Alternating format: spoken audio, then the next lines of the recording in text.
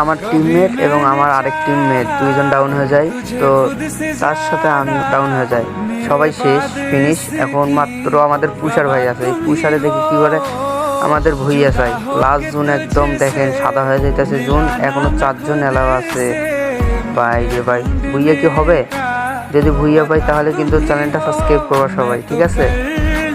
আর ছোটখাটো হলেও একটা ছোট ভাইটার কমেন্ট বক্সে কমেন্ট করে দেবে, ওকে?